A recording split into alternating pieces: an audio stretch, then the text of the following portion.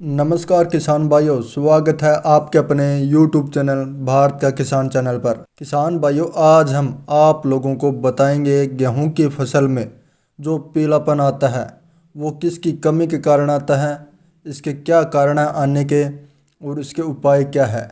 ये पूरी जानकारी इस वीडियो के माध्यम से आपको हम देंगे। जो भी किसान भाई हमारे चैनल पर पहली बार आए तो चैनल को ज़रूर सब्सक्राइब करें, वीडियो को लाइक करें और इसको ज़्यादा से ज़्यादा किसान भाइयों तक शेयर करने की कोशिश करें। दोस्तों, अब बात कर लेते हैं जो गेहूं की फसल में पीलापन आता है, इसके क्या कारण हैं। देखो दोस्तों, इसके पीछे बहुत से कारण हैं जो गेहूं की फसल में पीलापन आता है। मैं आप लोगों को एक पॉइंट टू पॉइंट लेकर चलूँगा। किसान भाइयों, जो पहला कारण है हमारी फसल में पीलापन आना, उसके बारे में हम बात कर रहे हैं।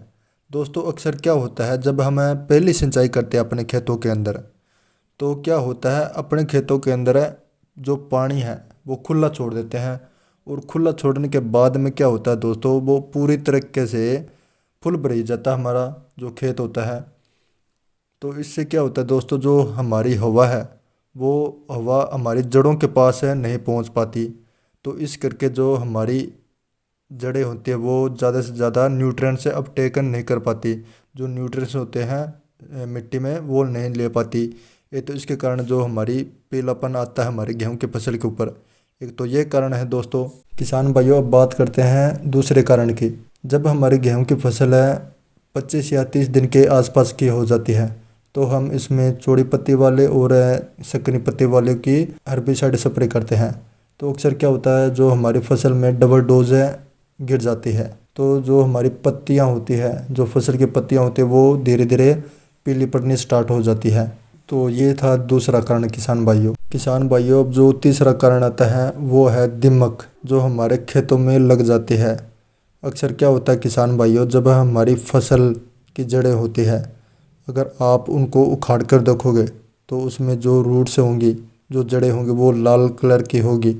तो इससे क्या होता है किसान भाइयों, जो हमारी मिट्टी में जो भी न्यूट्रिएंट्स होते हैं वो ज़्यादा से ज़्यादा नहीं ले पाती। इसका एक कारण भी हो सकता है हमारी दीमक। किसान भाइयों, जो चौथा कारण होता है वो है हमारी खेतों की जो मिट्टी होती है, सोइल होती है, उसमें जिंक की डेफिशिएंसी पाई जाती है। उसमें क्या होता है दोस्तों, जो हमारी गेहूं की फसल है लगभग 25 या 30 दिन की हो जाती है तो जो हमारी फसल है पीली पड़नी स्टार्ट हो जाती है। वो इसी के कारण होती है दोस्तों, जिंक की डेफिशिएंसी होती है। किसान भाइयों, अब बात कर लेते हैं गेहूं में जो पीलापन आता है उसको किस तरह से कंट्रोल करें। तो दोस्तों, आपको हम एक एक पॉइंट करके बताएंगे। तो दोस्तों, पहले बात कर लेते हैं, जब हम पहली सिंचाई कर लेते हैं तो उसके बाद में जल भराव हो जाता है कहीं कहीं पर हार्ड मिट्टी होने के कारण।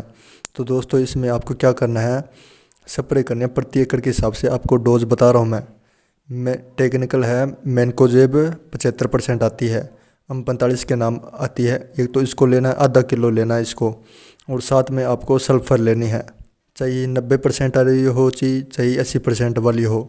इन दोनों को मिला करके आपको अपने खेतों में स्प्रे कर देनी है। तो इसका रिज़ल्ट आपको 5 से 6 दिनों में दिखना शुरू हो जाएगा। किसान भाइयों, अब बात कर लेते हैं जो हमारी फसलों की जड़ों में दीमक लगती है या फिर महुआ लगता है तो उसको किस तरह से कंट्रोल करें।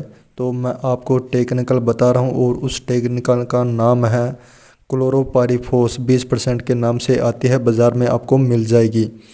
तो उसको आपको यूरिया के साथ मिला करके प्रति एकड़ के हिसाब से अपने खेतों के अंदर उसका छिड़काव कर दें। किसान भाइयों, अब बात कर लेते हैं जहाँ पर हमारी जिंक की डेफिशिएंसी आती है हमारी मिट्टी के अंदर, तो मैं आपको इसको किस तरह से कंट्रोल करना है तो इसके बारे में आपको बताने वाला हूँ।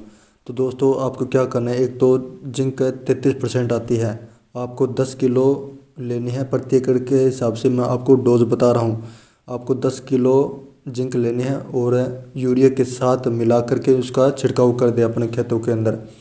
किसान भाइयों, एक आती है ओमेक्स कंपनी की, किंग फोल्ड जिंक के नाम पर आती है। तो आपको इसमें सबसे ज़्यादा जिंक पाई जाती है, 39% होती है। तो आप जब आपने सिंचाई कर ली है तो उसके 6 से या 7 दिनों के बाद में आप इसकी स्प्रे कर सकते हो।